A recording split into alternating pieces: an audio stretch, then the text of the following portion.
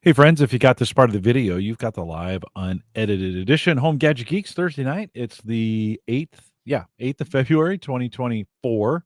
Still having a hard time saying that. And if you got this any other time than 8 p.m. in the Central Time Zone, 9 Eastern, you've got the recorded version on our live channel. It's okay. Hang tight. We'll get started here in just a second. TJ was checking in. Ken, I saw Brian out there. Brian's checking in. Ken's checking in. TJ's checking in. And I've got Marv Bee. We like to call him Uncle Marv. Hey, Marv. Welcome. Hello. How's your evening tonight? How are things going in your part of the? Any Florida man? We haven't. We didn't plan a Florida man segment, but any good Florida man? There's always good Florida man segments. On my live show yesterday, I actually ended up reading 2 naked Florida man stories. Oh, nice. So, yeah, one was running naked in the middle of the highway. And one ran into a church thrift store. Naked. Oh. Yeah. Well, there you go. There is your Florida man segment for the evening. And if you ever want to know, I was before I came home from work, we were chatting and I told him I had a podcast tonight. And I told him my guest was from Florida and he has a Florida man segment. And he looked at me, I'm like, in the news where it says Florida man, did this or Florida man said that. And they just started cracking up. They thought, it does happen that way all the time. I was shocked because I hadn't done it in a couple of weeks, and I convert the titles into tiny URLs in my show notes.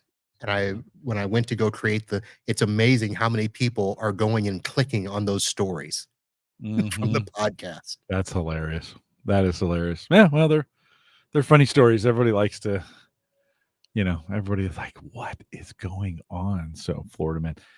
Speaking of Florida man, what are you drinking tonight? What do you got? What's on tap? So I'm still getting over COVID. I'm sorry. My first bout of COVID since it started. Yeah. I went to Podfest and got COVID. Well, that's pretty common, from what I understand. So Podfest was two weekends ago. 2 weekends ago. It wasn't last weekend, but 2 weekends ago. Right. When did you get sick? So I started feeling scratchy throat Sunday night and Monday, and I didn't think anything of it because I actually, I've got allergies, and whenever the weather starts to change, I usually get something. So I really wasn't feeling much. And Tuesday, I started getting text messages in the Hoover app from the show of people saying, check yourself, we got COVID. And so then I started. No, because when did you come home from Podfest? Sunday. Okay. All right. Okay. So it was only a couple of days. And then I started to get the cough, and I had to go see a client. And I was okay until the very end of the client visit and it really started. I'm like, oh, I better check. And so I went and took the test and yep, positive. Well, you're still here with us, which is good. Yeah. So good. I am doing my angry tea, which is a blend of green tea, white tea, ginger, and a tablespoon of honey. That sounds delicious. Yeah, that's a good tea. But you should know I was thinking of you because I got some bourbon. What am I? Yeah, you got some bourbon behind you there. Is that Four Roses? That's Four Roses. Okay. And then on the other side, I've got Buffalo Trace. And that's hard to get here in Nebraska. Like that, really? You can get it in a lot of different places. I think it's a little easier in Florida, but that's hard. Okay, Marv. But why do you have what's the story? Why do you have bourbon behind you? So 2 weeks ago, I had a gentleman on the other podcast that I do, the IT Business Podcast, and they are big bourbon. I don't want to say they're big bourbon drinkers, but when they come out to the conferences that we're at, one of the things that they do is they serve bourbon from their vendor booth. Oh, yeah. And so I usually end up, if I'm, I go to Orlando for a lot of the conferences, and instead of them flying home with the bourbon bottles, I get them. Well, that Weller's a good one right Yeah. there. The So one in your left hand. yep, Yeah. that's the Wellers. Yeah. And then Yeah. McKenna. Henry McKenna Oh, is this one McKenna. here. So I Mm, always end up with the bourbon bottles. nice. And so Kim, my wife, was like, "You need to have some bourbon behind you." Yeah. Yeah. I agree. And I agree. so the reason I had them on is they run a program uh, called Solutions Granted, which just got acquired by Sonic Wall. Mm. And so she was like, you need to step your game up and try to work Sonic Wall." And so I'm like, okay, I have no idea what you're talking about. So she went to the Yeah. store and she Uh-huh. literally was asking the guy, tell me about the bourbon. And Mhm. that's how we Mhm. got him. Mhm. So did you buy they didn't give you those 2 behind you. You No, the bought two those behind as us, we bought. props. Those are props. Yes. The Weller and McKenna that you were showing, that's what that's what they leave for you. Yes, right. Yeah. But these are going to have to be used at some point. Of course. So Of course they'll need it. what I'm hoping is I've got a room that's big enough for like a mini gathering. We can probably Yeah. fit 15, 20 people in here. So I'm Yeah. hoping that they would sponsor a little, you know, lunch and learn or something, and then we can break out the bourbon when they're here. Yeah. Yeah. No, that's a good call. 3 of the 4 of those are allocated in most states. So that McKenna is hard to get in some states. Obviously, you didn't have any trouble getting it there. That Weller, When you say allocated, what oh, does that mean? that means, the liquor stores only get small amounts of it Ooh, when they do get it. It's up to the store to decide how they wanna sell it or how they wanna distribute it, or sometimes they save those for special customers, they do raffles, or they have technology. They'll put on their Facebook group, the first 5 people that get here, okay. get this. So, Wow. now Florida is a bourbon rich state. It gets a lot of bourbon. So, if you ever you guys get way more in Florida than we get here in Than the we West. should. Well, I don't judge. You know, I won't judge. Jason Bryan out in chat says, yeah, that McKenna is his favorite. It is a good one. That McKenna is a good one. And the Weller is a good one too. The green label Weller is pretty Yeah. good. You guys get more so in a lot of cases, like at Buffalo Trace, the one you have on your left side, that's impossible to find right now in Nebraska. We just don't get very much for Mm, whatever reason. It's in high demand and whatever. Now that bourbon is starting, we're on the back end of the bubble, and I think it's right. going to be easier to find. That Four Roses that you have is delicious and it's everywhere. So that's a good one that's kind of a good one where everybody can get a hold of it and a pretty easy get. But 3 of the 4 in some places are hard to find. So Wow. there you go. Well, if you want to smuggle one in, I can help you out. I just need to come down. I just need to come down and see you, and then drink your Come bourbon. down to Fort Lauderdale. Yep. That wouldn't be too bad. I'll have to make it down there. I am. I've already.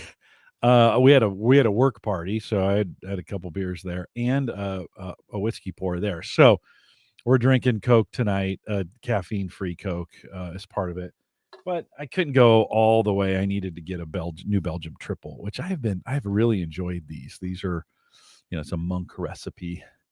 Very Okay. sweet Belgian style ale, very Is that sweet. a lager Mm, or an ale? it's an ale. No, it's an Okay. ale. It's Belgian style, so it's the way the monks make it in Northern Europe. It's kind of their tradition, and very delicious. All right. So it's good. It's kind of it's like an Oktoberfest.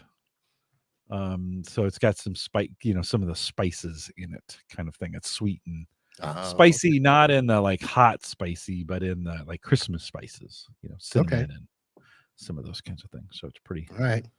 pretty tasty. Jason says we'll get started here in just a sec. Got my Buffalo Trace the year I went to the Derby. We went to the distillery. Yep, that in Woodford. Yeah, you can there. I think Buffalo Trace and Woodford are not far from each other. Mm. There, we just drove.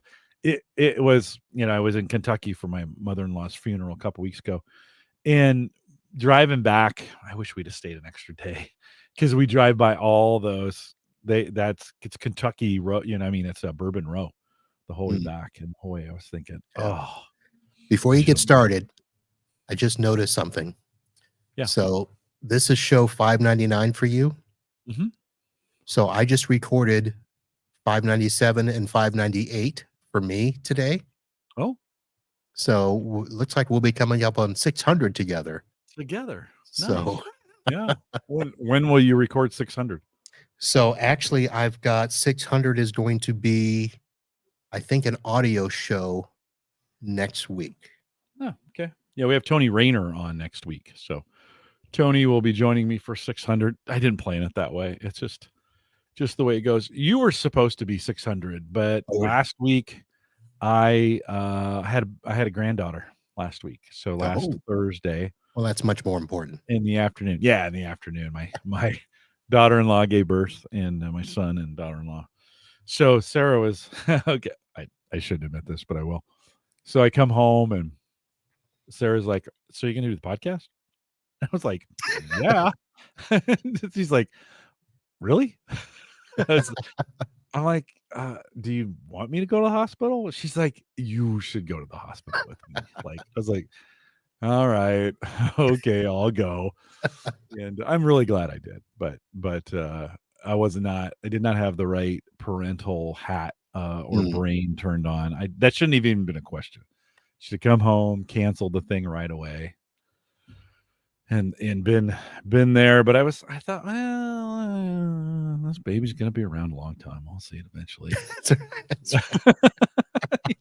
Show 600 's only once. Yeah, that's right. That's right. So Gavin moved. We moved Gavin. He was supposed to be on, and then you would be 600. So we moved Gavin to the 29th. So Tony next week, and then a week off, and then because I have a work conflict, 22nd, and then the 29th, Gavin's back. So all right, let's kick this thing off. KDJ, before we get started, he says Belgian ale sounds so uh delectable, scrumptiously, deliciously, edibly tasty. Good, my friend. Yeah, it is. It is pretty good. Takes me a while. I struggle. His words are too big for me. And then Brian says Buffalo Trace is so tasty, and it is. Brian, did you try? There's a new collaboration between Chris Stapleton and Buffalo Trace called Traveler. That Chris Stapleton, the country singer. Supposedly they tried 50 different combinations of things. Buffalo Trace kind of put this together. So it could be any of the distilleries in the Sazerac family. Right. And that just came out.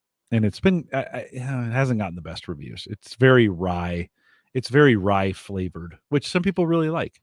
But so there's a new Buffalo Trace. Brian, I don't know if you get a chance to try that. That's a delicious one. Okay, I think we have enough to talk about. Let me kick this thing off. And my daughter just got home. I hear her up there downloading the day. All right, here we go.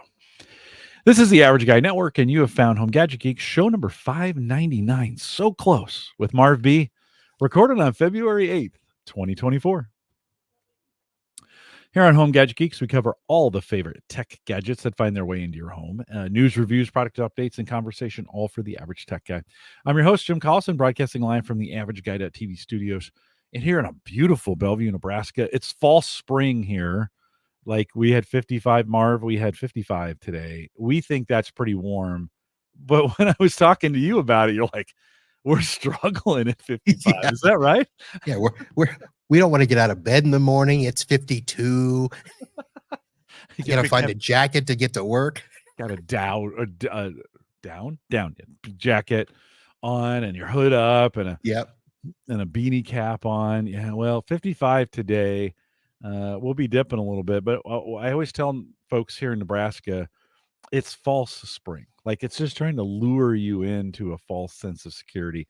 We'll get another couple, we'll get another snow or 2 snow days in out of this before all is said and done. Of course, we'll also post the show with some world-class show notes. There'll be a few out there out at theaverageguy.tv. Big thanks to Christian Johnson, who joined me 2 weeks ago. For those of you who are wondering what happened to last week's episode, I had to new granddaughter on Thursday night, and so the mom and the baby are well, and we just canceled the show. We moved Gavin down to 2 weeks, so he'll be joining us. But big thanks to Christian, who joined us 2 weeks ago, and big thanks to our Patreon subscribers as well for you guys helping keep the lights on.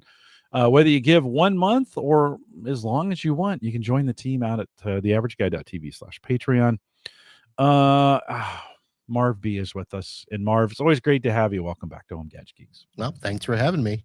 I was hoping that I would have some stuff to chat with you about. Oh, you always have stuff to chat with me about. But I'm not the home gadget geek that everybody else is. It doesn't matter. It doesn't matter. No.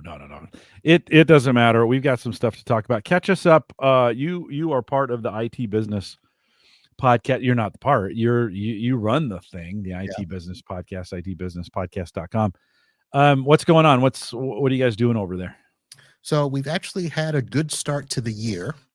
One of the things that we did is the first full week of January, I actually did a host-sponsored webinar series. I think I mentioned on your show a couple of times, our primary sponsor, presenting sponsor is NetAlly.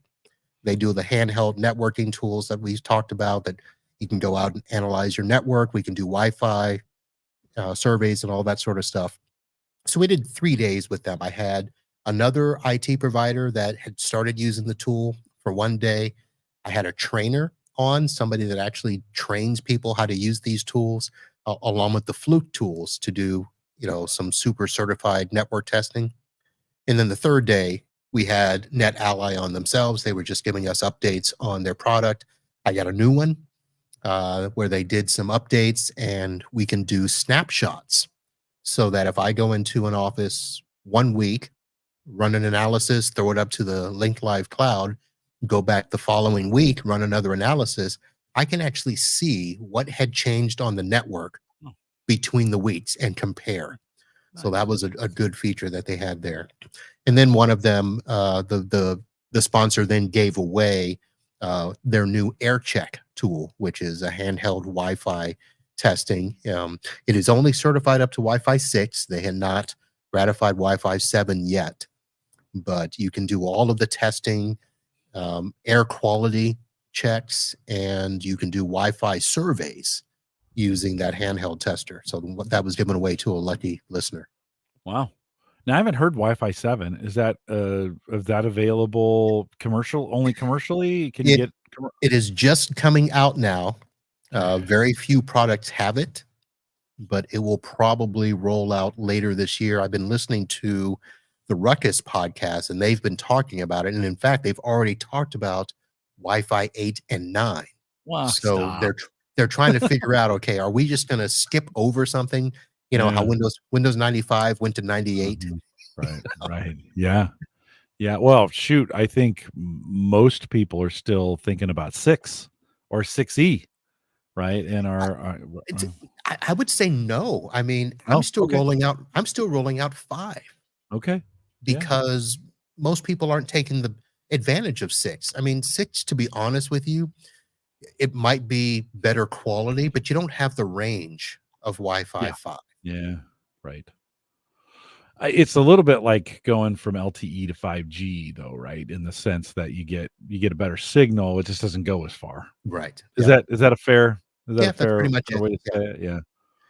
Yeah. And the way that most people use Wi-Fi, it's not that they don't need 6, but most people are just surfing the web, checking mail, making calls. Yeah. Yeah, but 6 in a cluster, right? Where you're getting your access points a little bit closer, right, to the user, right? Maybe there's a backhaul for some of the lines or whatever, just to kind of keep the speed up. That does make it does make the video is the big difference, right? On all those, right? It isn't Wi-Fi. Video and Wi-Fi have not been very kind to each other right. in a lot of ways, right? Yeah, if you're streaming on Wi-Fi, or I've got one client where they're literally trying to run their office over Wi-Fi with laptops, and I'm like, guys, you've got a database, you can't do that. So Wi-Fi 6 and 7 will make that a little bit better. but not much. So that was the way we started off the year. I've had some good guests, gone outside the tech space and started bringing in some people I interviewed a, what's the best way to describe her? That's how bad it is. My day is It's okay. it's so It's bad. Thursday. It's Thursday night. It's all good. Yeah, she's an executive coach, executive leadership coach. And we talked about understanding the 4 styles of communication and how to use them to resolve conflict in the workplace and how to communicate. And we did it from the perspective of an owner to an employee, business to customer, business to vendors. So we talked about that sort of stuff. I had a lady on a couple of weeks ago who runs a company called Superfans. And we talked about building up your brand. So it's been an interesting year already. Yeah, some good stuff. I threw the link to it, itbusinesspodcast.com. If you want to check it out, add another podcast. Grab one of those and have a listen, and it'll be available out there for super fans, not fans only, super fans. Yeah, right? super, much different. Brian is, I can't believe I said that. Brian is saying same here, 5, and many of my older devices, I believe, don't support higher, and that's very true. So, and take advantage of the higher speed, anyways. I have the PC I built has Wi-Fi 6E. I got the fastest I could because I knew I was going to attach VR to it, and I wasn't worried about it going to the router. So I was like, it itself. The reason I bought it was that way was so I'd get the maximum, and the headset's right here and the PC's right there. So it's not going that far, right, to connect to it. But I too, Jay's asking a good question. When should we consider upgrading? I'll be honest with you. I would not do anything major for about a year or so. It's weird. So, Wi-Fi 6 came out kind of around COVID time. And then all of a sudden we had a chip shortage. So we couldn't get Wi-Fi 6 access points for the longest time. Now they're out there and they're kind of a mixed bag. Like I said, with 7, even though it's out there, most devices can't support it. I mean, you're not going to put your iPhone on it, and most business networks aren't going to support it yet. So I would probably wait about a year or so.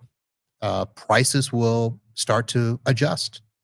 So it'll happen. I mean, listen, you can get Ruckus, the highest quality business class access point for a couple $100. So it'll all happen soon. So I would say Wi-Fi 7 later this year is probably a good time to start looking at it. If your router went out, the average guy listening to this show has probably got one wireless or maybe 1 or 2 access points with in a cluster or something like that. And say I've been running 4 or maybe 5 and I need to buy something new. Do you replace it with 5 now because knowing like, well, I'm going to get something new, it's going to work with everything, I know it's going to work? Do you go 6 just because the availability is there? They're out there. I would go 6. I would go 6. 6 is technically mainstream and out there. The prices have dropped. I just probably wouldn't go 7. Okay. Would you go consumer, or would you, knowing what you know, would you go consumer, or would you put a a business solution in a house?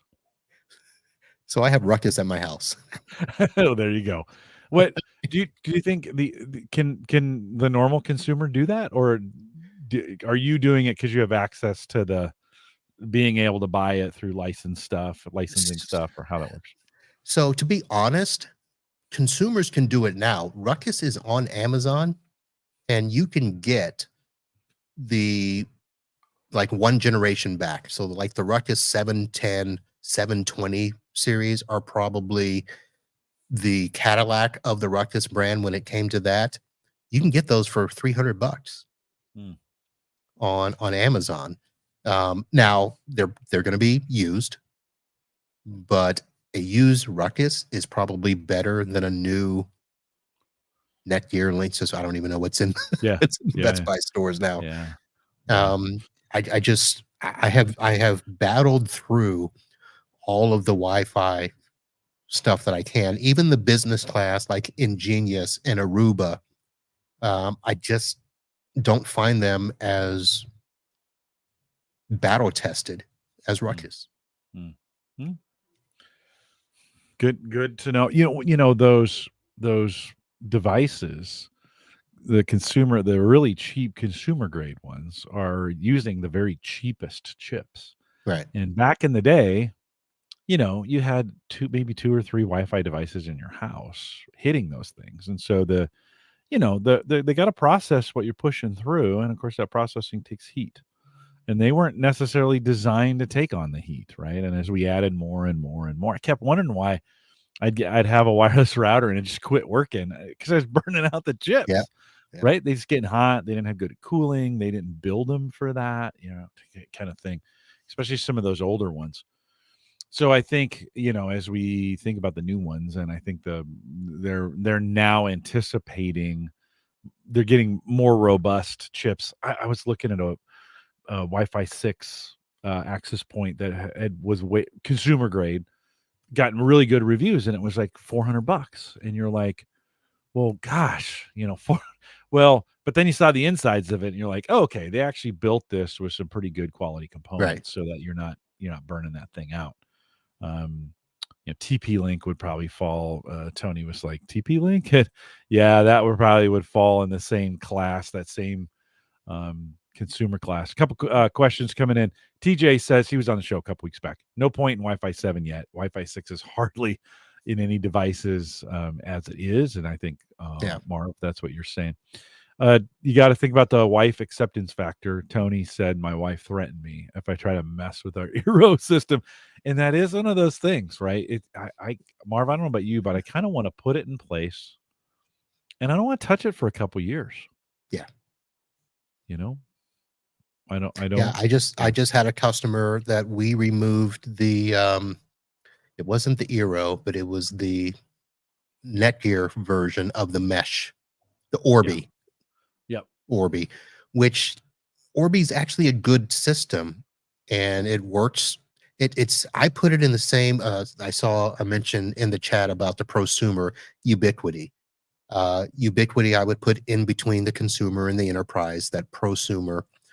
I would put Orbi in that same thing, but this was a company that had over 100 devices trying to hammer a mesh network, Yeah. and they were pushing data through for work, and they were frustrated. I'm like, well, you can't do that. If it was Right. just for basic stuff, no big deal. Yeah. But if you're trying to really push stuff through, you need to upgrade, and we replace that with Ruckus. Yeah. TJ also says Ubiquity, you mentioned this, for prosumer, is always a good option, really affordable. Ruckus is really amazing.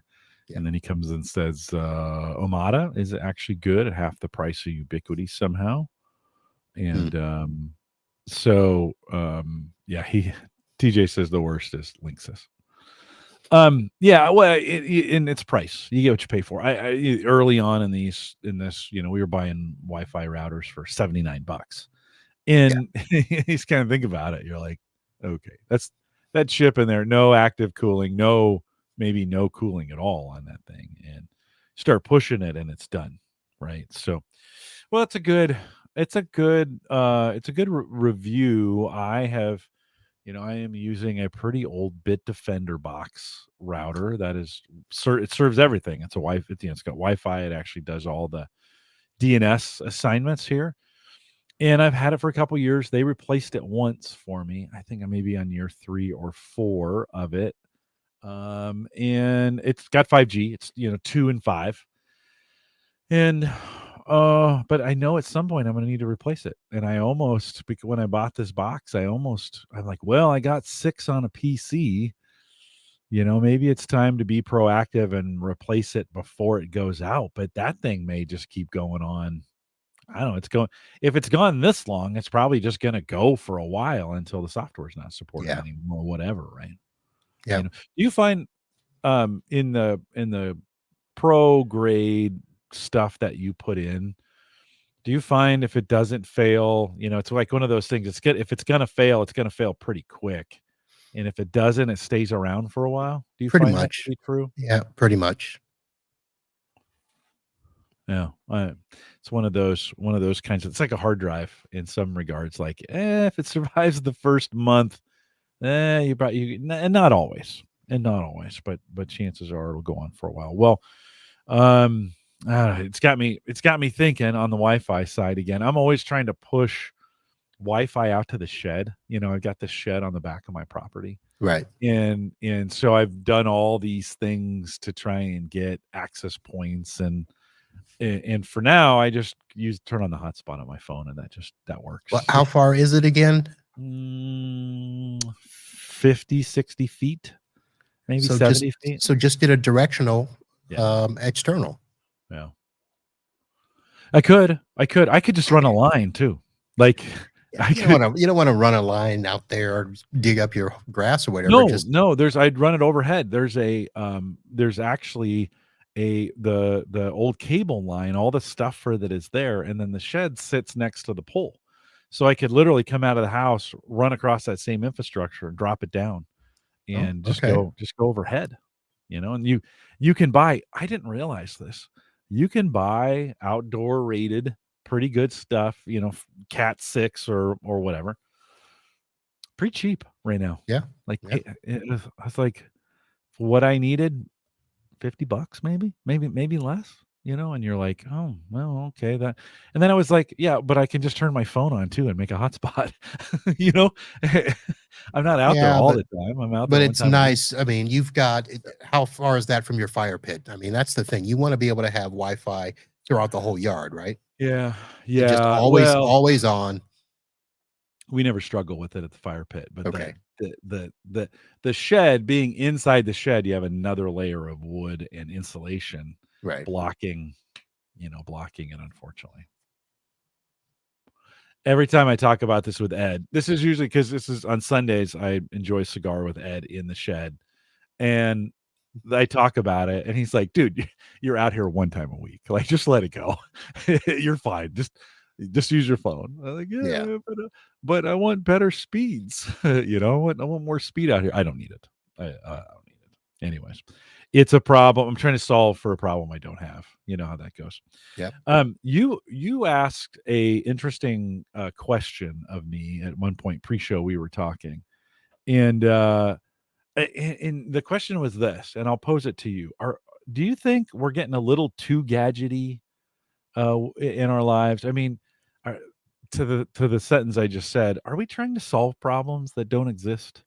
And are we? Do we just have too many things that can go wrong that we don't need? I mean, I've got lights blinking out on my porch right now that are blinking red and white because it's Valentine's Day coming up, right?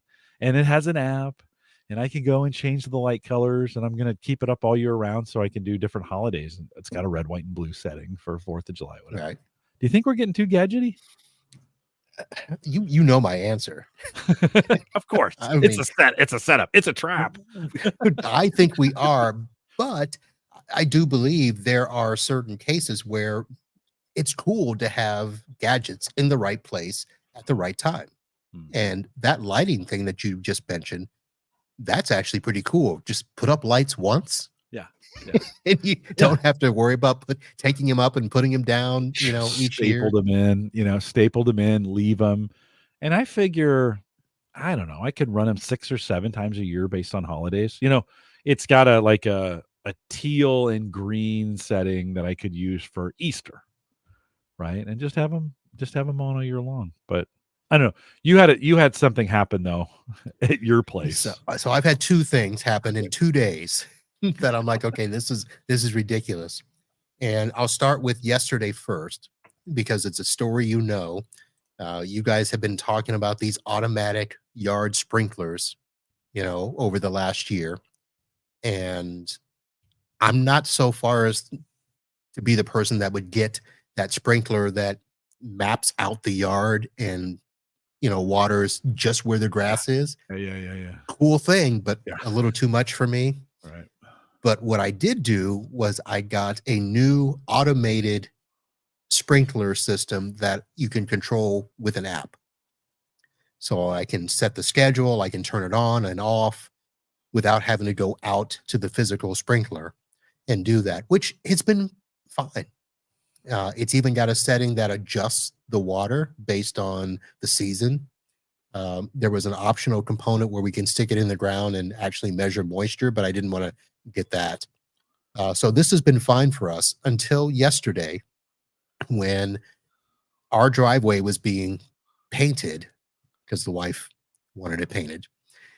And the guy was there painting and the sprinklers came on.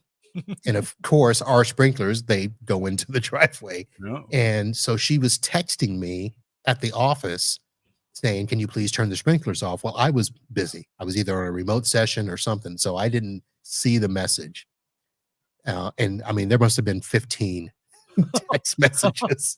I need it now, right And now. finally, they were actually able to figure out, first of all, she couldn't get the sprinkler thing open to see it, but they finally got it open and there is an on-off button in there.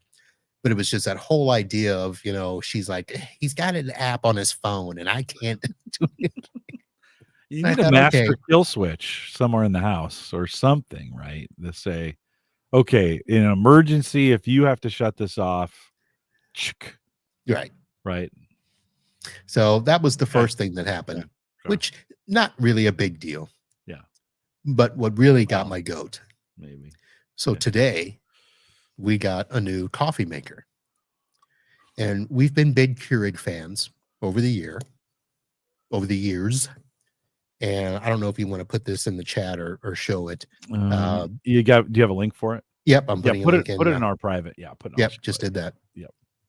So I got this today, and it was the Keurig K Supreme Smart Coffee Maker. And the one we had was dying, and I'm like, yeah, let's get one. And when I was looking at this, the thing that got my attention was it has multi-stream technology, which is basically just more holes to drip through the cup. but it has a thing called Brew ID. Stop laughing at me. So I'm looking at this Brew ID thinking, okay, that might be pretty cool because Brew ID recognizes your K cup and customizes the brew settings for that cup.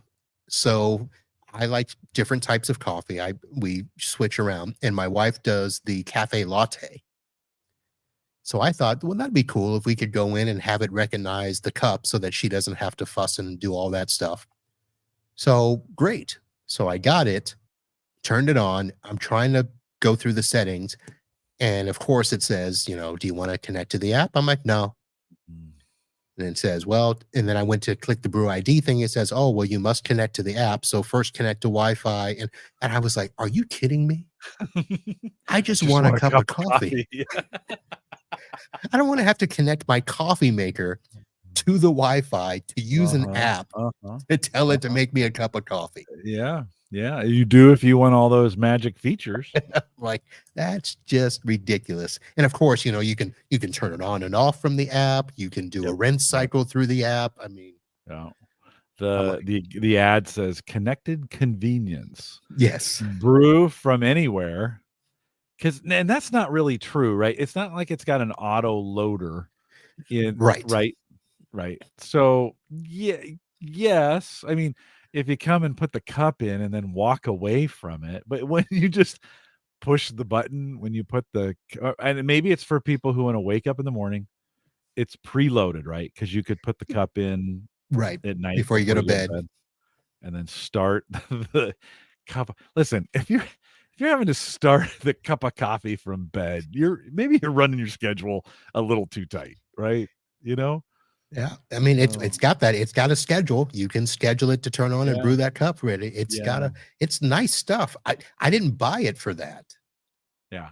But now I've got it. And I'm like, do I really want to go through this much hassle just for a cup of coffee? Well, now the Brew ID, concept, and Nespresso kind of does this too. The actual cup on an espresso pod, it's got a barcode on the, and I don't know, do K cups have this? There's a barcode on the around it where it can detect what kind of cup, what kind of coffee it is when you put it in. Does Keurig do So that? so I don't know because I haven't gotten any new actual cups. Okay. Okay. So I was trying to figure out how it determines what the pod is. Yeah. So maybe the new pods, it has that in there. But there was a barcode on the back of the coffee maker that I had to scan in order to get the app to connect it to the Wi-Fi. It's gonna be great, Marv. It's gonna be great. At the end of the day, you're gonna figure all this stuff out. Well, it does come with okay, so showing it on screen right now, ultimate customization, which with a K cup, I didn't realize this was a thing, but maybe it is. So 5 strengths, 6 temperatures, 4 cup sizes, and even you can brew over ice setting. Yeah. So Uh-huh. that is kind of, I mean, now 6 temperatures. That's a Well, little think much. about it. I think my previous one, I think there were 3 temperatures. So you Oh, could have it, yeah, just yeah. hot enough to not, just be warm, the regular, and then of course if you want super hot. So I did I mean the max hot is hot. Right. I mean it's hot. It's probably too hot, I would Yeah. imagine. And then they've got the brew strengths, which, they've got, I think the brew strengths now there's 5 of those because you can go mild, rich, uh, medium, bold. I mean, it's Yeah. pretty robust. So if you're a coffee snob, we'll have to ask Erin about this and see if it. Oh, yeah, yeah, yes. I need to get her need to get her scheduled, but yeah. So it must know what the cup is. So there must be a setting and somehow it's saying, "Hey, this is the cup," or does it ask you for an ID? Are you putting an ID in when you're putting the cup in? So no. Okay. Okay. So I think that there's something else that I haven't gotten to yet. Yeah. So I just figured out today after I got it set up and all of that stuff. One of the things that you can do is you can save settings. So for instance, I did a setting for me, I did a setting for Kim, and you can have additional settings. So if you have a setting for your iced coffee, I mean, I don't know how many settings you can put in there, but you can just basically go up, hit your setting, and have it remembered what to do for your particular Yeah. Yeah. thing. So Yeah. that's pretty cool. Yeah. Yeah. But they have it now to where if you get on the auto ship program with them, when you use the pods, it will keep track of your pods and alert you when it's time to order more. Of course. It'll the A lady will for the Amazon stuff says, "We're noticing you should be running low on things. Do you want us Mhm. to order that for you right now?" And I imagine the Nespresso very similar in some ways. Of course, I have a lower, I mean, my machine's probably 7 years old now, which is Mm. crazy to think. It's just one button on the top, no connected. I know they have some Wi-Fi connected things in Nespresso as well that you can do all those things with. I think for Christmas last year, to not this Christmas, but last Christmas, Kevin Schoonover sent me an Ember. His company was giving those away. That's a $200 coffee mug. Like, let's Mm. just be really clear about these Embers, right? And you connect it to your phone and you can set the temperature you want it to keep it at. You can actually put water in it and bring the temperature up for tea and some of those kinds of things. So I've been using it more because we got new Nespresso machines at work that we're Mm. doing coffee with now. Now they have a different kind of pod. They're round, they're maybe like a silver dollar size, Right. and then they have the grounds in it, and you just drop it in the top, and then you've got a wheel of settings, and you can make like Americano. They have an Americano Plus. They have an espresso. They've got 2 others, ones I can't pronounce because they're Italian. Apparently, why can't we put these things in English? But okay, Italian sounds better, so we'll do it. Or they could be made up Italian words for all that I know. But you drop that thing in and then push the button, and it goes to town for you. Makes you a Mm. pretty good cup of coffee. I just have it. It's the right size for the Ember, and I just have it put in there, and I put it on my desk, and it keeps the coffee at. It's default is 135. I like 140. I never thought I would know temperatures on my coffee. Do you, Marv? Do you have a temperature? No, Have you gotten it? I have no idea what the temperature is. I'll probably find out now with the smart Yeah, Keurig. yeah. Well, it's funny. I was like, huh, 135. So I got in the app, dialed it up to 140. You could see it kind of clicking up. I got a notification on my watch when it hit 140, which is just crazy. It's like it's coffee. And then I tasted it. Yeah, it was definitely hotter. You're Mm. like, okay, this stuff works pretty good. 140 seems to be what I like.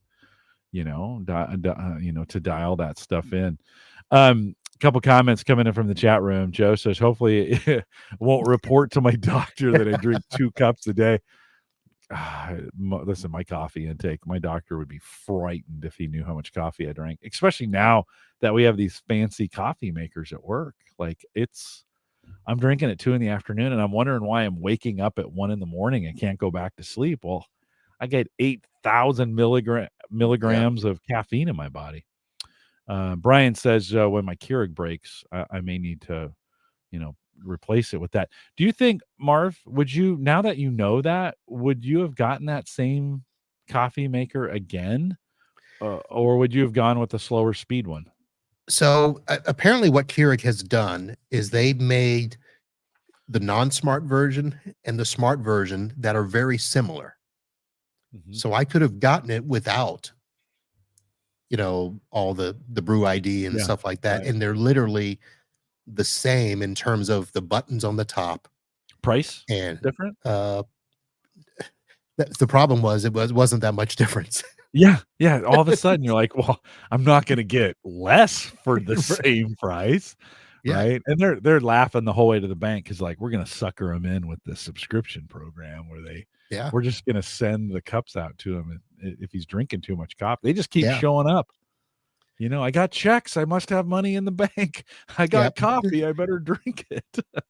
Yeah, the regular K Supreme right now is 130. Okay. And the one that I ordered was 155. Oh, yeah. So I'm like, And what Joe says, hopefully it won't go the way of the Dynamo in the future and only work with their pods. There is a generic pod, right? Keurig makes. There's other companies that make Keurig for Nespresso. They're the only ones that. Well, that's not true. Right. No, I think Nespresso is going the way of Keurig. So Keurig made itself. If you want to make pods, great. Just make them like this, and everybody's got them. And then of course they have the containers where you can put in your own coffee. Yep. So they've made it an open system. I think they'll stay with that. Probably so. One of the things you said though is that you had to connect this thing to the internet, and there has been some discussion in the Discord group. If you haven't joined us out there, Bust Out, one of the guys in the Discord group, posted this article earlier this week that says 3 million smart toothbrushes. Aaron is going to answer for this for sure when she's on. 3 million smart toothbrushes cause millions of damage due to a DDoS attack, right? Unfettered electric toothbrushes that got connected to the internet had malware on them. So it says, while computers and smartphones are supplied with security patches almost every week, such updates for smart gadgets such as scales, washing machines, or toothbrushes remain the exception rather than the rule. Would you expect an update to did it check? Is there any way to check to see if there was an update for this Keurig? Oh, it already did it. Yeah. Oh, it did. I went home and came back and to make my tea, and it said, "Yep, your Keurig has been updated." But I'm like, wait a minute, on its own? Yeah. TJ's telling me the article's fake. So it's very possible this is fake news that is out there. So I was going to say, I've seen a couple of others where it said it was more likely a simulation than an actual DDoS attack. Yeah. But it does, it does bring to light, to go back to the original question about getting really gadgety and all of these things. I mean, you said it wouldn't let you do very much. until you connect it. Like, you can't enable any of the features. You can't do anything until you got it connected to the Wi-Fi, so the app could connect to the Wi-Fi, and then you could connect to Right. it. Can you control that thing off your network? Is it did you create an account, a Keurig account, so that from work you can get your thing at Yeah. home Yeah, you had to do. working? Yeah, you had to create an account Yeah. to do all that. So I can go home. Actually, I was showing the wife. I'm like, yeah, I can turn it on from here, and and it shows when it's connected and all the stuff. And that was one of the fears I had years ago when we were talking about bringing technology into our homes and Yeah. having our refrigerators on the Wi-Fi, having our cars, tell us when our tire pressure is low through the app. That there is so much happening. And now, if you have to create an account for everything, there's just one more point where they can gather Yeah. information on you and resell it. Yeah. Yeah.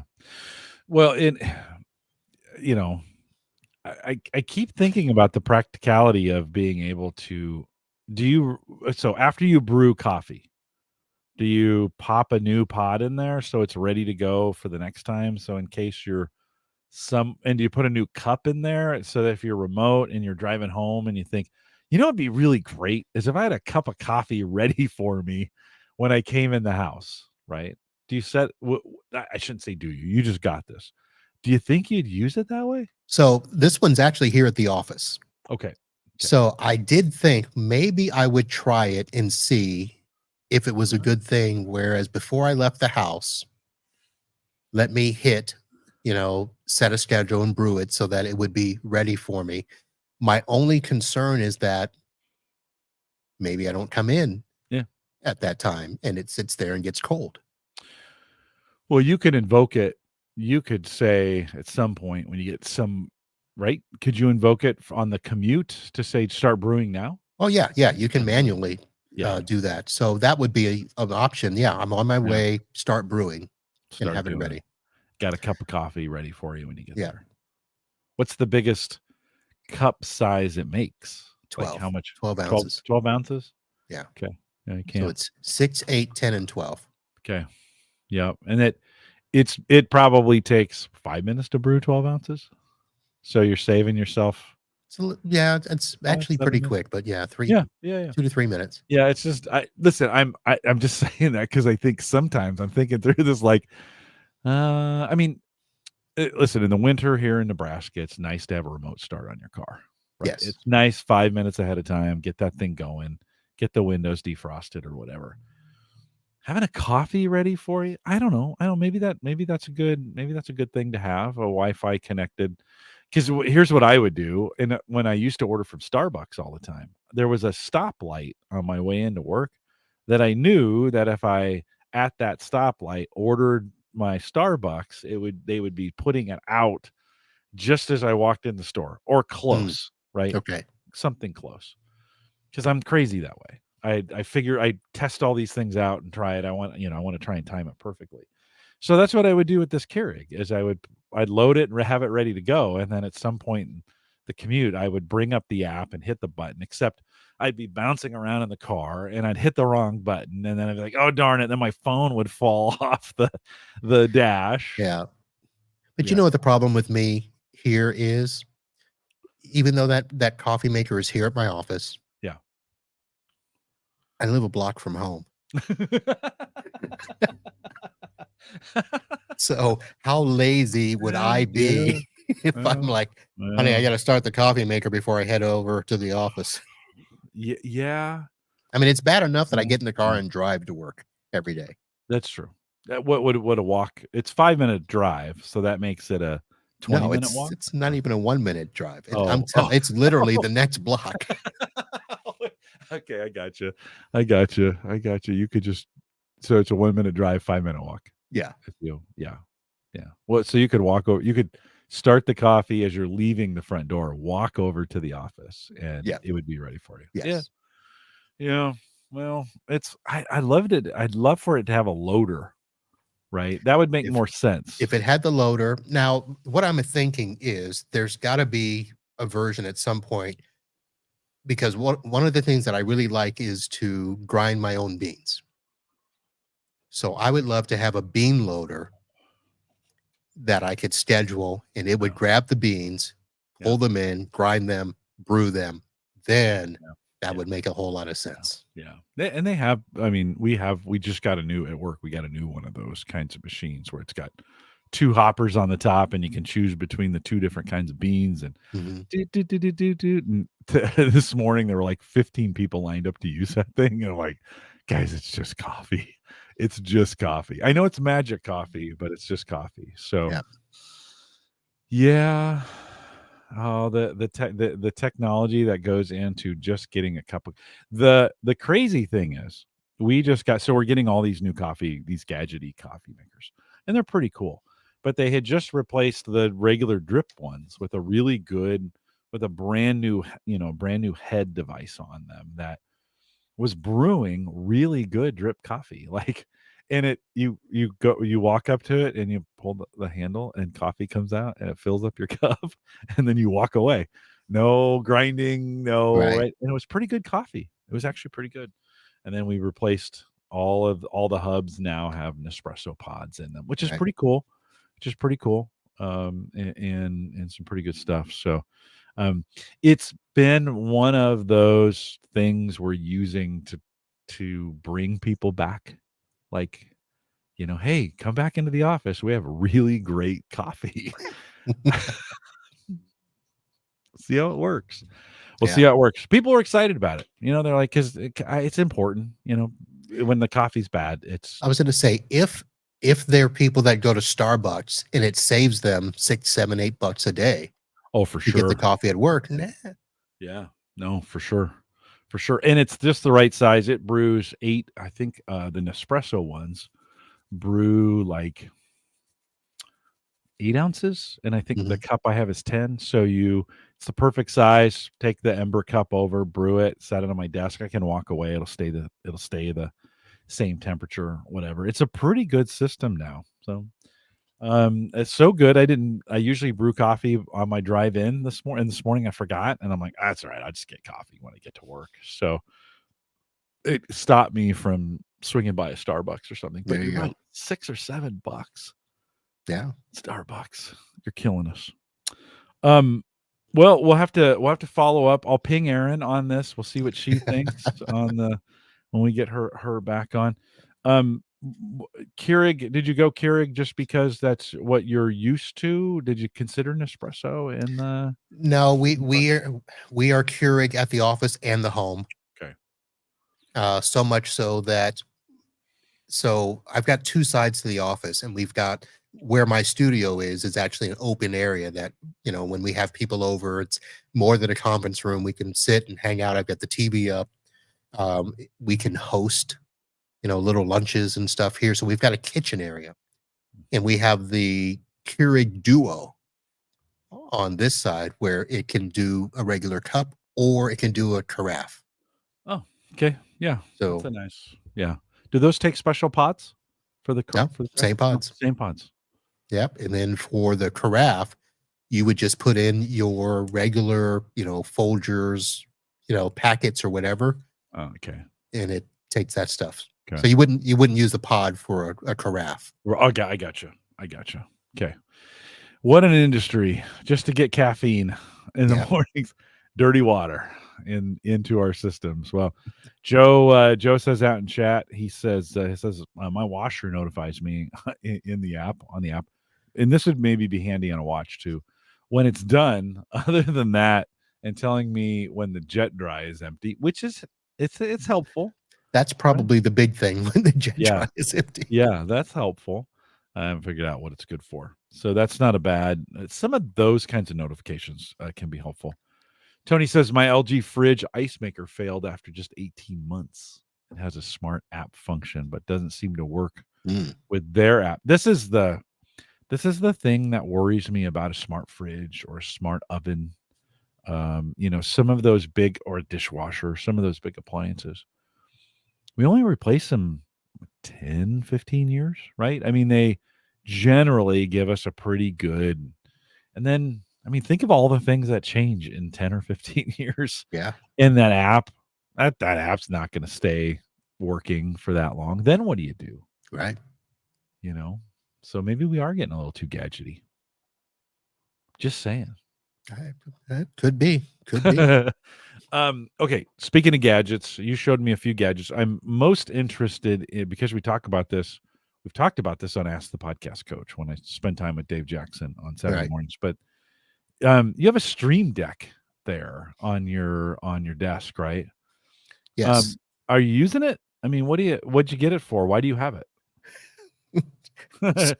So I It's got it. hopefully not because we talked about it on Ask the Actually, Podcast it's Coach. funny. So I've known about these things for, I don't know, 2 years, and I've heard you guys talk about it. I've thought about getting it, and I'm like, eh. Yeah. So finally, one of my listeners was at a church, and he took a picture from church showing me that they were using it to do their Yeah. broadcast streaming. And he's like, dude, you got to get this for your show.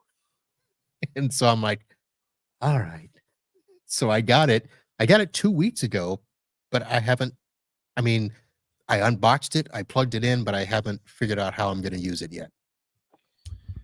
Yeah, I'm showing it on screen. They're really cool devices, and they've got, they have the ability to run, they interface with a lot of things in the software. I mean, if you kind of think of them like an if this then that with buttons, Right. so you can be like, hey, open this app, or open this, open this Excel spreadsheet, or dim these lights, or like in what we're thinking, go to this scene in StreamYard. I think those things work with StreamYard. The thing, Marv, that I really like about them, I'll bring the picture up a little bit bigger. The thing that always makes me like these is those little tiny pictures that are on the Yes. buttons. I am just intrigued. You showed yours, when it's off, they're just black. This Right. Some people think they were stickers that were on there. No, no, no. These are little tiny screens. Yeah, and you program the screens to whichever app you want. You pick the picture you want. And so I've been trying to figure out, okay, right now I've only got 2 things that I could think of using it for. So I figure I need to get at least 5. So once I get the 5, then I'll set it up and go. And I hadn't quite figured out how to use it with StreamYard yet, which is what I use for my live show as well.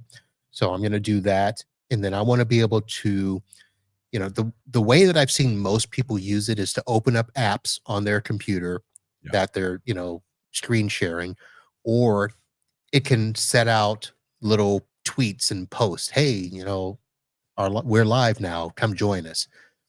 Yeah. And I'm like, okay, that's cool, but I want to do more. So I need to figure Yeah. out a few things.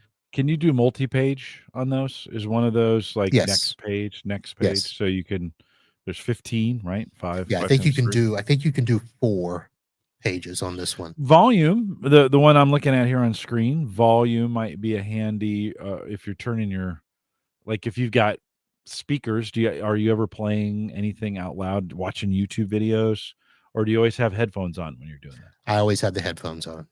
Well, even if you do, you could put volume control as those 2 buttons and make it a little bit easier to raise or lower the volume, right? That would Yeah. work. Microphone mute would be a good one to have. So there's 3 right there, right? Yeah, but I have that on my Roadcaster because I use the Roadcaster. So that's part of the Okay. thing. I think there's so many overlaps. Yeah, because it's got Um, button. The Roadcaster has buttons to do this kind of right. automation too, right? Yeah. Yeah. So I'm looking at doing a couple of those things with the apps that I share. So if I'm doing a demo or something, then maybe I figured that's what they're going to be used for, and maybe for some sounds.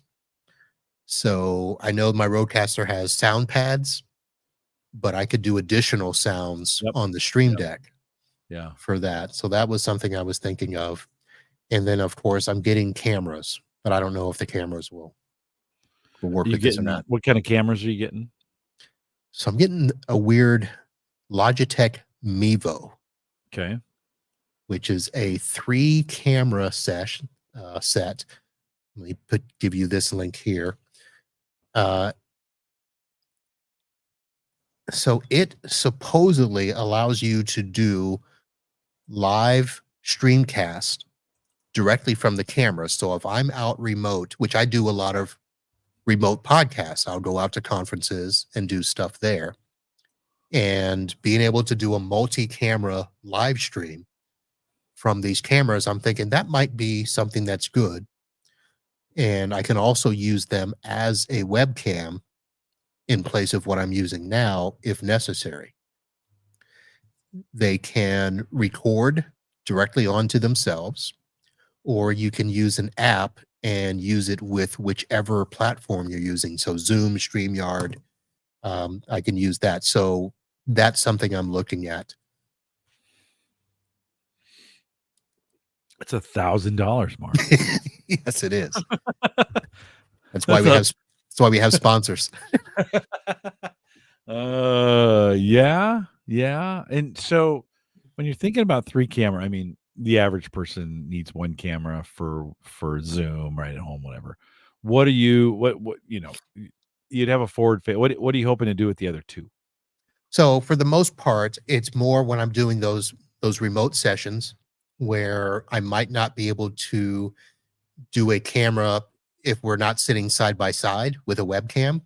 So I can set up 2 cameras pointing, one at me, one at the guest, Okay. and go from there. We can do a third camera a little further out that would show both of us. And then I can change between the camera angles. So that's one thing that I'm looking at it for. The other is I've got a association group that is celebrating its 40th year this year. And we are going to try to put together a little video documentary. So I wanted to have a camera where I could set people up. You know how you set people up and they're telling the story and, you know, they're kind of looking off to the side like a Dateline and they're telling their story. And I thought I wanted to be able to do something like that. And when I talk to other YouTubers or podcasters, they're always talking about these Sony cams and these blah, blah. And the cameras, the single cameras are $1,000. Mm-hmm. And then if you want a lens, it's another $500. And then if you, it's like, okay, when I try to figure out, okay, I can barely afford one, but I came across this and I'm like 3 for $1,000. It's got built-in live streaming. It can record itself. It's got built-in audio. I'm like, I'm going to try it. 1080 or are these 4K? I think they're just 1080. 1080. Okay. 1080. Yeah. Well, it certainly brings, I mean, having 3 of the same monitors that are, and they're like webcams, although they've got a little more functionality on them when you think, because they can record for you, right?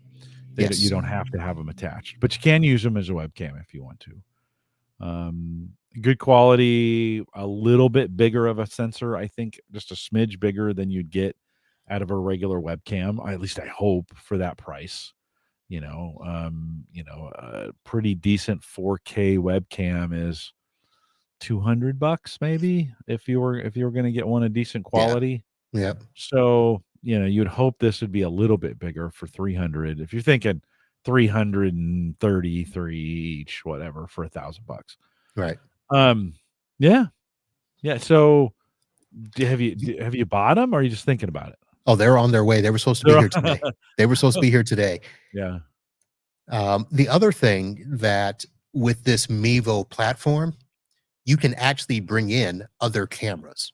So it touts the fact that you can bring in these, like if you've got a PTX or NDI, or I forget whatever the things are, but you can bring other cameras into the system. So it's not a closed system. Right. Okay. You can use your phone, you can use tablets as camera devices. So if you wanted to go crazy and have one of these cameras, I've got a whole bunch of old iPads that we were trying to figure out what we're going to do with.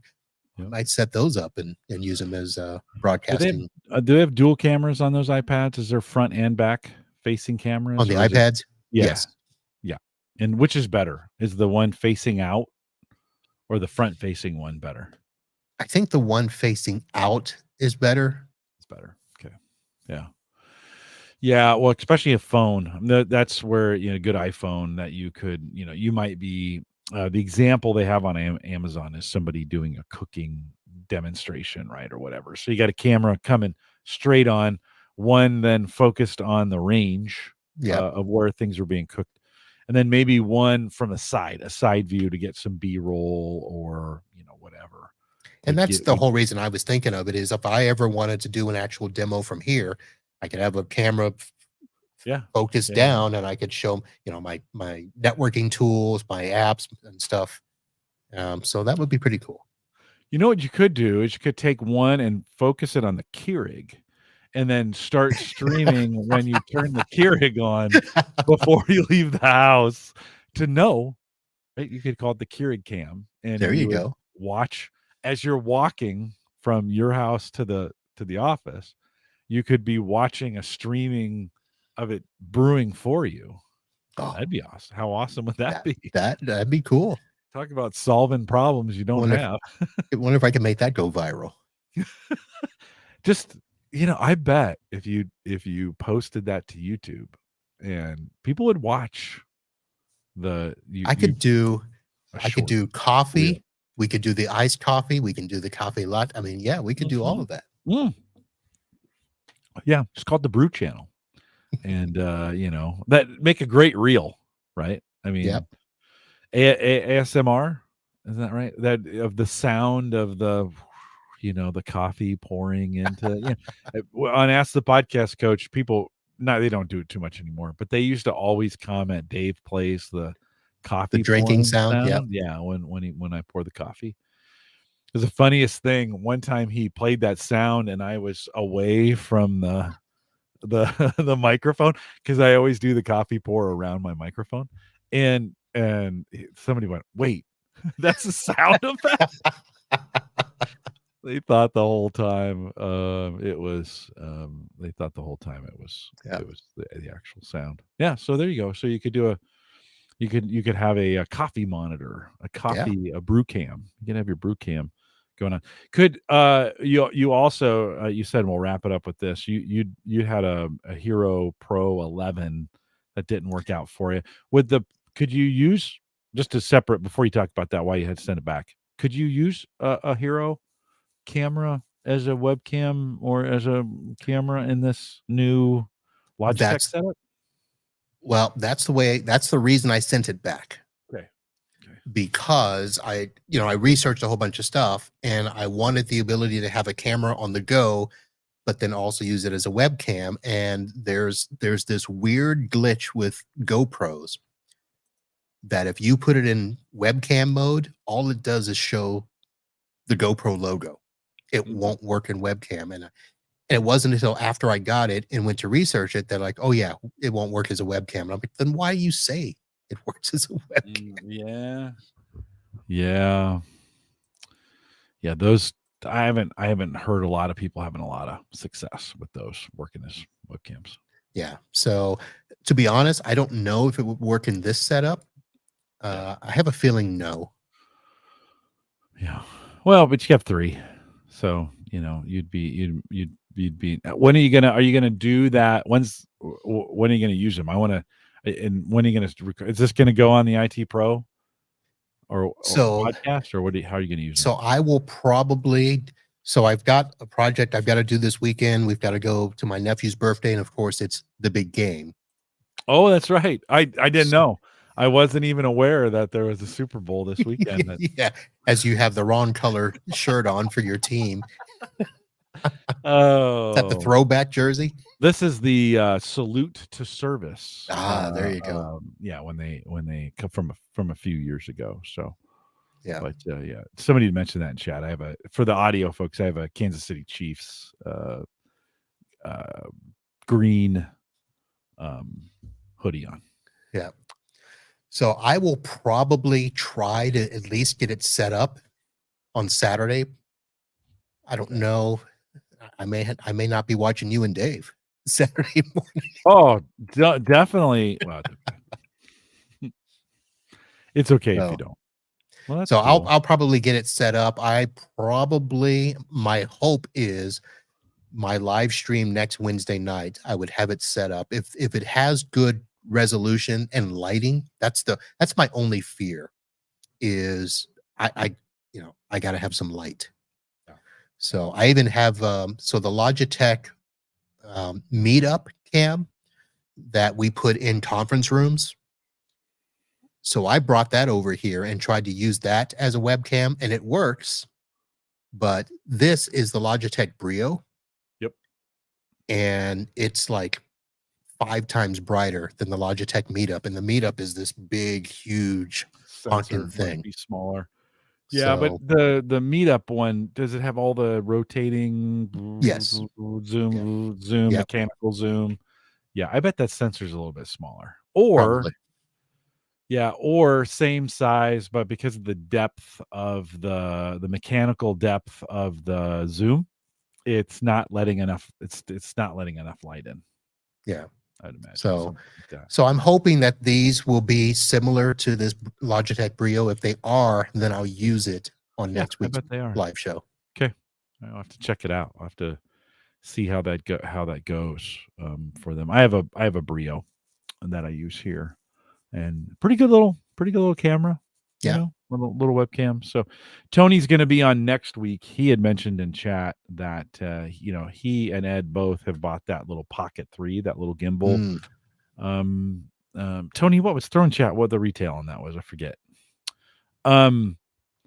And I think you can plug those in as webcams too. They have they've got a pretty good camera on those. I think they're 279 or 379 or something like that. So you're getting a pretty good camera and you're getting a really good picture. Those things have the stabilization on those things alone. Yeah. Oh, yeah. He says just under 700 for the creator bundle. Yeah, you get a bunch of stuff. Yeah, you get a bunch of stuff in the bundle, extra battery and some other things I think associated with it. He says he's not sure he'll keep it. We'll try it next week when you're on, Tony. We'll see how it looks. I think Ed did that for me one time as a webcam. I think he came on. It's another way to do it. You can use Ecamm Plus and use your iPhone as a webcam. That's another way of, on a Mac, I could put my iPhone up there, but I never really, that always seems like a good idea, put this in a thing and it's a really good camera, except when you're trying to do something and you need check a website, you need your phone. Like, crap. Yeah, that's one of the reasons I kept some of these old iPads that I thought, well, maybe I'll use those for that at some point. Yeah. Are those 1080? 720? They're definitely 720. I think these are maybe a year. Well, not a year, but 2 generations back. So I think they might be 1080. Okay. Well, if you're using StreamYard and you're not paying for the extra service, you're only getting 720 anyways in some cases. So are you? I'm paying for the extra. Are you? Okay. Yeah. So yeah. Well, cool. That's why you have sponsors. Not here. I mean, I try to sell HelloFresh. Nobody buys it, but that's okay. I think it was TJ said, hey, can you send me after we talked about it, he said, can you send me one of those free coupons for it? And I was like, absolutely. I think you get a box and a bunch of money off 2 and 3. If you guys are interested in doing that, since Marv brought it up, send me an email, Jim@theaverageguy.t. Marv, anything else? I said we put the outline together and I said, that's enough. And yeah, I think we made it through. I think we hit just about everything. It's good stuff. What, anything coming up on your podcast, IT business podcast? So let's see. Our next show is the 3rd installment of the Executive Leadership Coach. Oh, that's cool. I do have, so this last live show, we had on one of the Facebook groups. One of the things that I'm trying to do this month is a focus on Facebook community groups for techs. So all the groups that I'm a part of, I've been sending out invitations saying, hey, I'd like to feature you guys on the podcast. So the one I just had on was for the IT business owners group. And that's one of the active ones. They just did a cruise. They're going to do another one. I've got the Live Wire Nation as a group that we're trying to get on there. Tech Knowledge is a group we're trying to get on. And these are all just general IT groups. So some of them are going to be audio only. Some of them are going to be live. Okay, cool. And that's pretty much it. And then the month of March will be all MSP month. So we'll be talking to other IT business owners and shops and What's stuff. What's that stand for? Managed service provider. Okay. And that's what So, you are. That's what you do for your. yeah, I mean, there's some argument as to, who is and who isn't. Basically, anything that is a technology solution provider, if you supply support to businesses, that's what we are. Okay. So that's it. And then Stuff.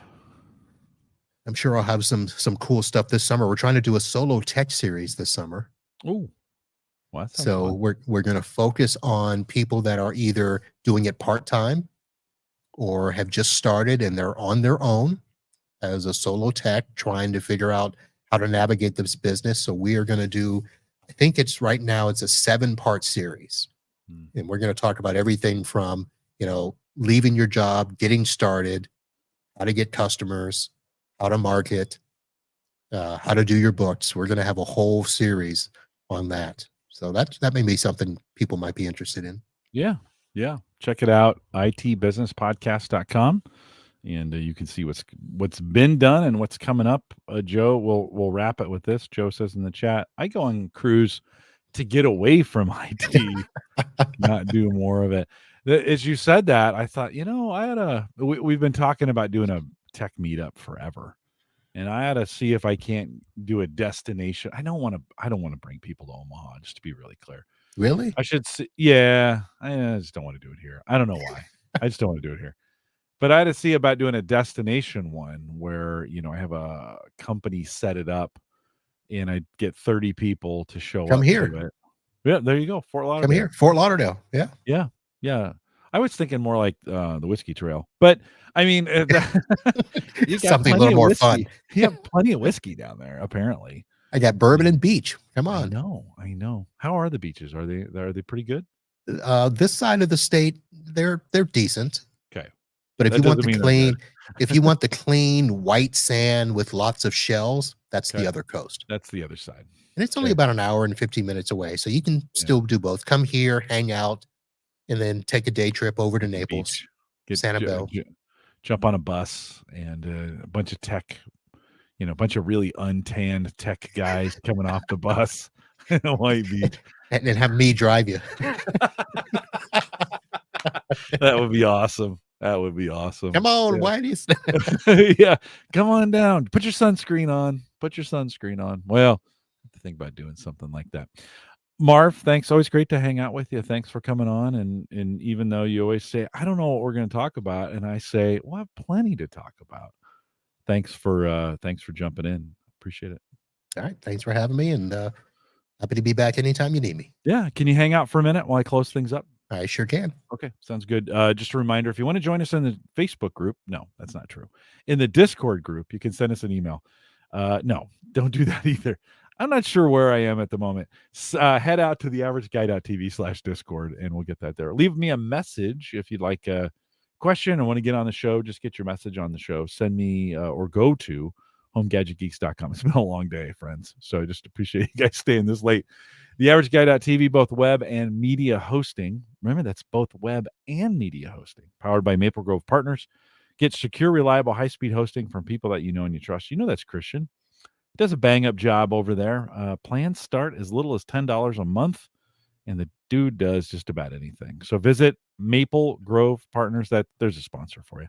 MapleGrovePartners.com. And, of course, Christian always appreciates getting Home Gadget Geek listeners. Last time he was on, he's like, yeah, I picked up a few more. So thanks, listeners, for going out and having Christian. He's provided from day one. He's provided all the server and media host space for Home Gadget Geeks, and he does a great job doing it. So I appreciate you guys doing that. We are live every Thursday, 8 p.m. Central, 9 Eastern. Tony Rayner is next week, so Tony's coming on. And fun to catch up with him. We'll probably have nothing to talk about. That takes an hour and a half, so you'll want to come and be a part of that.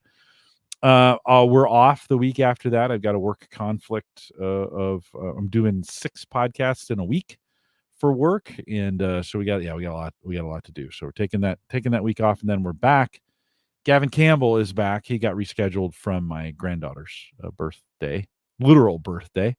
And so he'll be back as well. And we'd love to have you join us here live. If you've listened to the podcast and you never joined us live, just come out to theaverageguy.tv/live on Thursday nights, 8 Central, 9 Eastern, and you can join us.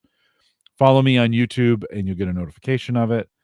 Otherwise, just keep listening to the podcast. Thanks for doing that. We'll see you back here for everybody that's listening live. Thanks for coming out. With that, we'll say goodbye, everybody. Good night. Oh, Marv, thanks again. Always fun to. I think both of us are. We've had a lot. I think we both had fairly long days of doing things. Yeah.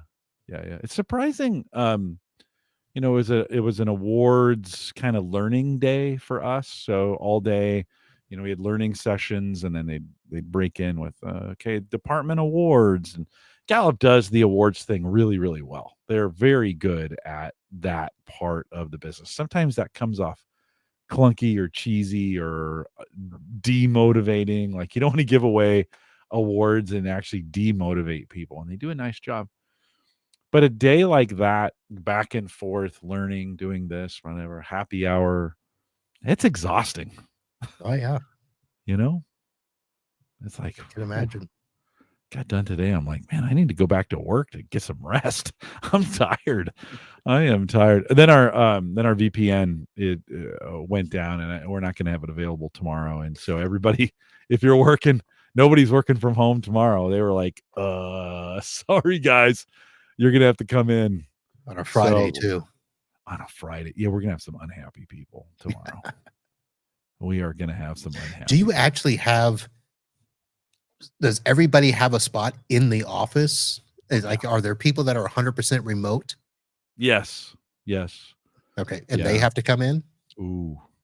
Yeah. Well, if they want to work, they if they're in the Omaha area, right, and they can get here, they're going to need to. Well, that may or not be true. I think they were planning on putting in some emergency something that would support those folks that couldn't make it in, because we definitely have remote workers that aren't close to anything. So they're going to need to hobble.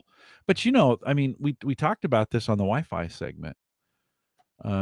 It's a little, when you get your whole company coming in on the VPN, it's not like it just works. Like, you have to have gear and equipment and bandwidth, and right. Yep. You scale for all those things. It's different. I think sometimes we think, oh yeah, just turn the VPN on. I mean, I VPN into my home server all the time. I VPN off my phone and when I'm at Starbucks, and no, we're talking about 1,000 people. Right. And so it's just it's a little bit different scale, and they work really, really hard. I mean, pre-pandemic, we may get 200 people that could have actually worked from home. And if we'd have a snow day and we'd bring the place down, right? Be like, okay, everybody's staying home. And then it was like, could you disconnect from the VPN if you're not absolutely using it? Kind of, because all the Microsoft products don't require it, right? We can have, somehow that all works. Right. But if you need to connect to anything internally, got to go through the VPN. Yeah, some of the shared drives and resources and all that. Yeah. Almost all of my job. I should say that way, because I do so much social stuff. So Facebook and all those other things work just fine. But yeah, some of the shared things I need to get aren't available. And it's just funny how different it is. 5 years ago, we're coming up on the 4-year anniversary of the COVID. The start of the COVID, the real, the March, like, hey, everybody's going home type thing. That can, of course.